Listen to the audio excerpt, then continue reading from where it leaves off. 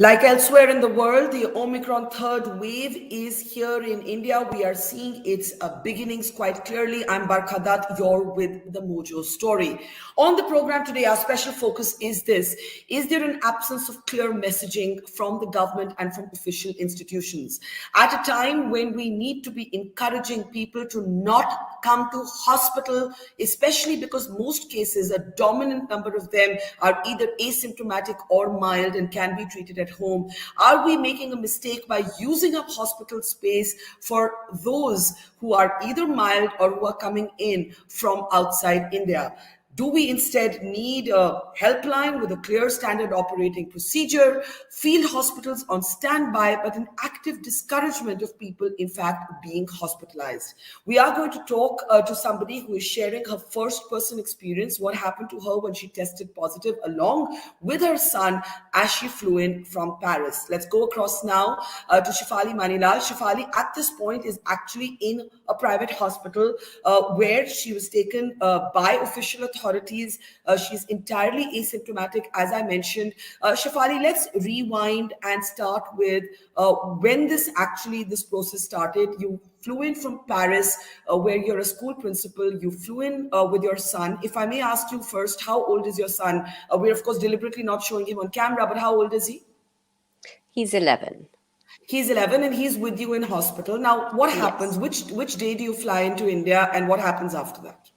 So we flew in on the 19th, prior to which we had negative PCR tests within the 48 hours.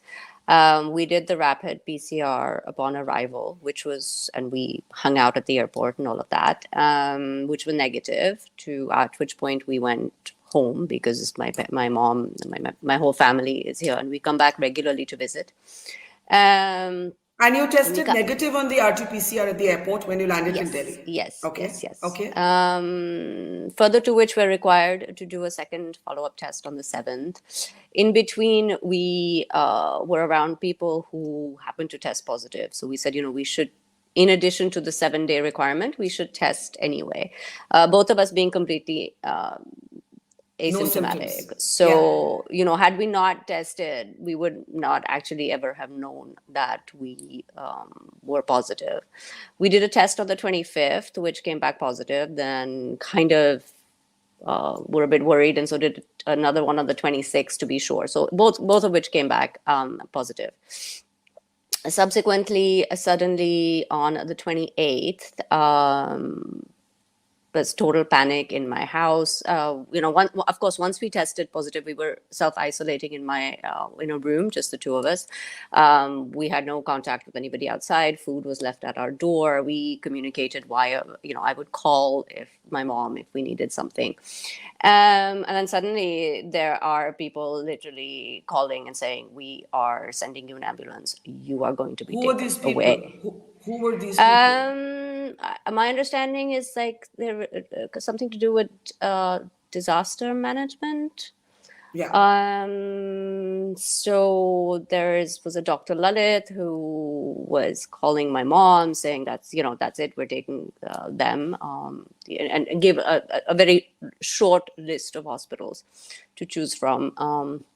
We picked Fortis. It wasn't Kunj, which is where we are right now, and we were brought here on the 28th. In the meantime, I also did a lateral flow antigenic home test because in Europe, I mean, we do those regularly. I do it as part of my work. The kids have to do it for schools. So, it's part of our daily lives being, self-testing to keep everyone else safe. So we did one of those. So 28th, that was negative. We sent this information on and they said, well, that's irrelevant. We have a protocol and we are going to follow that protocol. Fair enough. We get here on the 28th. It's now the 31st. Again, with no information. We're getting, I said, look, we've tested negative. We have no symptoms. I mean, we're two perfectly. And of course, they've been checking our vitals. Our oxygen is at 100. But I mean, we're two extremely healthy people taking up hospital space. The doctors said, we're so sorry because there's nothing we can do. There is a government circular. I've been trying to figure out. Again, there is just no information. The hospital claims its hands are tied. I have finally spoke with another person on the outside. So one person was Dr. Lalit, and there was a Dr. Stuti, who sent information saying that if you're in a private hospital, the hospital can test us and we can leave. Because the focus right now is, we don't want to not follow protocol. We just don't understand why we are in a hospital. I mean, there are I people think the who most need the important point, space. yeah, I think the most important point you make, and I've been actually arguing this for the last few days, is that the clear messaging must be, even to people who don't come in from outside, do not go rushing to hospital. You need to preserve the capacity of the health system. So, as you said, it's really actually counterproductive to have healthy people like yourselves in hospital. But the argument, I suppose, would be that those coming in from outside, how do you separate them from the rest of the population? Though, of course, as you say, you tested negative on arrival. So it isn't even that typical story. No, we tested negative. We followed whatever information had been. So at no point again did we know that this could be an option, that suddenly our civil liberties, our rights would be boom, taken away from us, and we would be whisked off to somewhere with absolutely no information whatsoever. I mean, Yes. to be fair, other countries have also in the past during Delta required institutional quarantine. The United Kingdom, for example, at one point before they changed the rules, if you flew in from India, you needed to go, X number of days into a hotel. So India is not the only country doing it, but I think whoever's doing it, it's a silly thing to do, in my opinion. No, Self-isolation at no. home I'm is a not much better saying way. Yeah. there is a much better way, particularly again, if we are healthy people, we have a home, in which to isolate, in which Yes. we are, we're it's a safe, hygienic environment. I mean, a hospital is not the place for healthy people to hang out. I mean, Absolutely. I this agree no, totally. in I addition agree in addition to completely. us taking up really precious resources, we're taking up doctor's time. He doesn't need to come and look at me. I mean, I'm a healthy person, Yes. or she. Same. I mean, we've been here so since the 28th. It's now the 31st. In the meantime, the floor that we are on is filling up, and it's filling up with COVID positive people. So somebody needs these beds, and that Yeah. somebody is not getting the beds Yes. Yes. um, for I'm sorry, but for a very absurd I reason. agree. I agree with you, I by the mean, way. I just want to say I 150% agree with you. It is absolutely absurd to have asymptomatic, healthy people taking up hospital beds. Have you, when you try to reason this out with the doctors, who obviously don't want to be wasting their time as well on healthy patients, what do they say? They say these are the rules, these are the norms. What do they say? yeah. So there's the doctors within the hospital who said, "Oh, well, our hands are tied, and we have to follow whatever the government circular is." But again, the circulars are conflicting, because when I've got outside information from the DSO, the guidelines that I was given are contradictory to what Fortis seems to have. When I spoke with Dr. Lalit, he said, well, you just need to be given a PCR, and if it's negative, then you can go home and isolate over there. And the hospital has now taken the stance where, and I understand that you're getting caught in the crossfire, and you kind of, but throwing up your hands and say, and so again, we're sitting in this hospital where the hospital now is refusing to give us PCR tests So to you've done a rapid antigen now. You're negative on that, a lateral flow test, and you're saying you're being denied an RT-PCR test. What is the yes. reason? What is the reasoning for that? Because apparently they have a circular that says we have to wait for 10 days. But the circular that I received said if you're an international foreigner, it's 10 days from your arrival. So in our case, we arrived on the 19th. Therefore, 10 days would be the 29th, which has already gone by.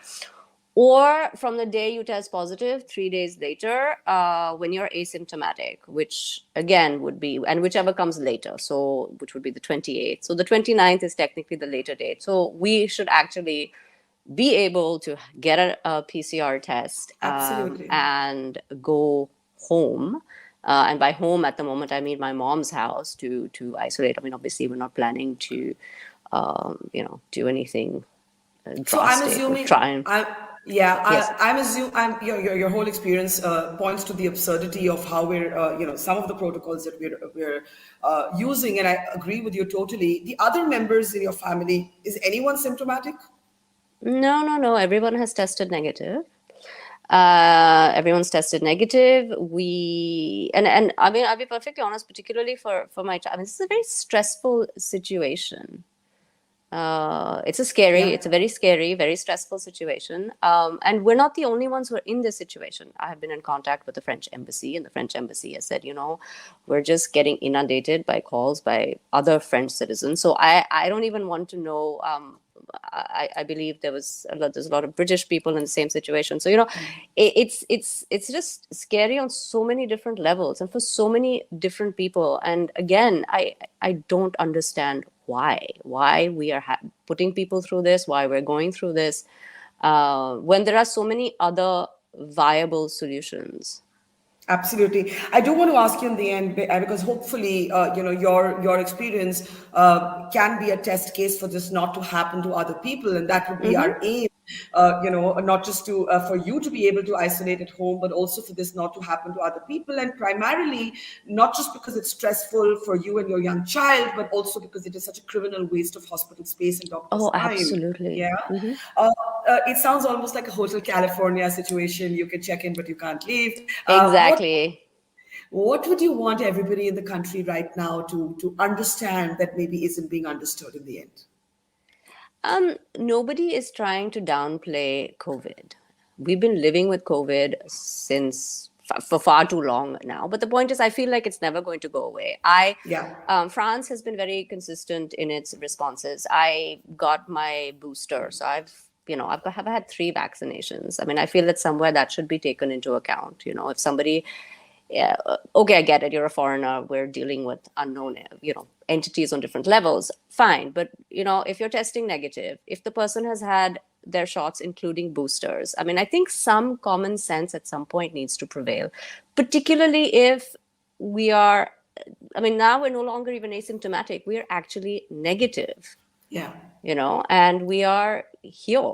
And it just It's doesn't, crazy. doesn't It make makes any zero sense. sense. It makes zero And sense. as soon as we get back to France, and because of this, they've opened it up to children from the age of 5 to 11. Up to 3 weeks ago, it was 12.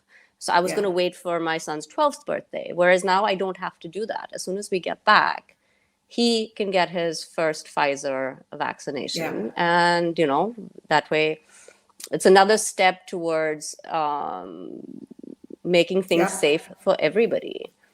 Yeah. Well, I just want to say that I agree cent percent with you. This is a criminal waste of hospital space.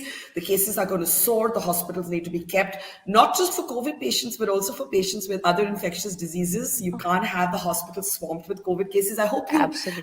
and your boy are able to get out soon. And maybe once we broadcast this, people will have a rethink. Thank you, Shefali. Look after yourself, and we'll reconnect with you soon. Take care. Thank you so much, Barkha. Take care. Thank you. Take care. Bye-bye. Okay, bye-bye. It's great to see you here. Thank you for watching our work. If you haven't subscribed yet, don't forget to click the bell icon and subscribe to Mojo Story and support independent, robust